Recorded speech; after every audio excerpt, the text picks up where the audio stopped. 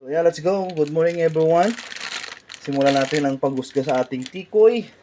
Special tikoy. Ayan, so ayan. Naglalagay tayo po ng mantika sa kamay kasi alam nating malakit naman po ang tikoy.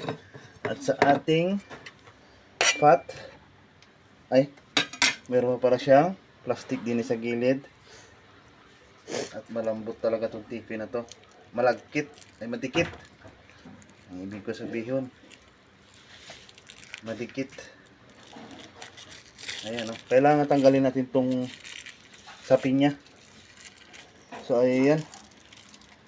So, let's go mga lods. Continue tayo. Panoorin nyo kung mga proseso. You put mantika in your hands. Okay, let's go. So, mga lods, ikat natin mga lods itong ating tikoy. Kailangan pahaba. Ayan, kailangan pahaba siya mga lods para maayos yung pagkakaano natin sa rougher. Ayan, nadikit pa talaga siya. Ayun niya talaga akong iwan, kaya dumidikit. Ayaw niya akong iwan mga lods, kaya dumidikit siya. Ayan, pahaba lang siya mga lods. Ayan, kailangan laging may mantika yung kamay natin kasi alam naman natin siya ay madikit talaga sa proseso ng pagtitikoy. Ayan, ayan. Ganyan po, medyo pahaba lang talaga mga lods. Talagang pag nakakuha ka ng isa niyan, i-solve ka na. Pero hatiin pa sa gitna yan mga idol. Para naman marami tayong mabigyan. Mapatikman ba, kumbaga. Ayan, ganyan lang. So, ayan. Step by step tayo mga idol. Ganun lang, pahaba. Tapos, i-cut natin sa gitna. Like, siguro mga ganito kalaki, kahaba. Okay na yan. Mahalaga, may matikman tayong tikoy. Okay, let's go. Lods, dito lang pagbalot ng ating tikoy sa lumpia wrapper. Kailangan i-put, laging may langis yung kamay nyo kasi madikit po talaga siya. Ayan, ganyan lang. Side by side. Then, i-close natin yan.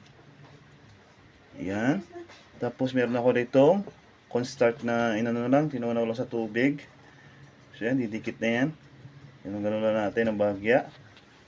Okay. And then, okay. Just like that, mga lods. See? Ayan, hindi man pare-rehas yung size niya, pero it's good, pansarili. So, ayan, let's go. Ito pa, ang ating babalot. Okay, let's go. Let's go mga idol. Ipiprito na natin itong ating binalot na tikoy. Ayan. Yung iba po nababalot siya na meron siyang cheese, pero ako hindi po. Iba na po yung aking version. Ang version ko po mga lods ay sinamahan ko siya ng a little bit of langkang hinog. Ayan, testing natin mga lods. Ayan, i-prito na natin siya. Yung ibang version na yan, iba-ibang version mga lods na nagluluto nito. Pero ako, yung sariling version, yung sarili kong alam, di ba? Ayan, parang ang sarap niya mga lods, di ba? So ayan, medyo inano ko na lahat, niluto ko na lahat yung isang karton para kahit pa paano makatikim naman yung ating yung ibang ano natin, yung ibang kasamahan. Kumbaga, patikman natin kahit tigdadalawang man lang sila. Ayan, yung ating lutong tikoy turon version ni Idol. So let's go, abangan natin mga lods.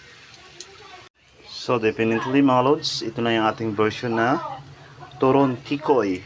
Ayan. So mga lods, unang-una, pag binalot mo sa lumpia wrapper, hindi siya magastos sa mantika. Hindi tulad nung tikoy na with isasawsaw sa egg, di ba? Ayan. Magastos po sa mantika yon. Masyado siyang mamantika. So, kaya tayo nag-version ng ganito para kahit pa paano ay hindi siya maano sa mantika. Ayan, isang buting mantika lang po yung aking ginamit. So, ayan, dahil pang tira. Ayan, yung ating turon tikoy. So, ayan, let's go. Ano bang hinihintay natin mga lods? Kundi, kumain. Let's go. Kain tayo. Kain na. Ito na po. Okay na itong ating turong tikoy. So ayan, umpisa natin mga lods. Tikman natin. Husgahan natin kung anong gano'ng kasarap ang turong tikoy. Ayan. So, sobrang init pa niya. So ayan, tikman natin.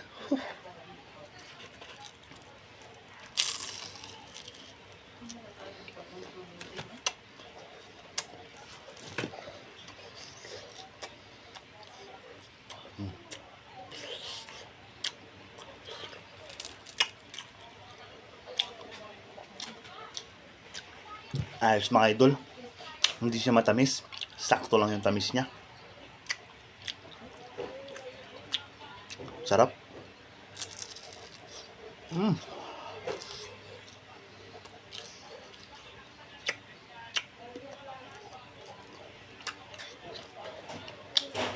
Kasi ang tikoy mga idol, isa rin yung tikoy na version ng kalamay. Glutinous powder yung ginagamit sa tikoy. Ganoon din naman yung kalamay. 'Di ba? So ayan. Ang sarap. Mas masarap to pag gumawa pa ako ng asukal na meron siyang gata, yung sausawan mga lods. The best yun. Wala lang tayong budget kaya hindi tayo nakagawa. So ito yung ating version ng turong tikoy. So yung mga lods, bye-bye na po. Thank you so much. Bye-bye.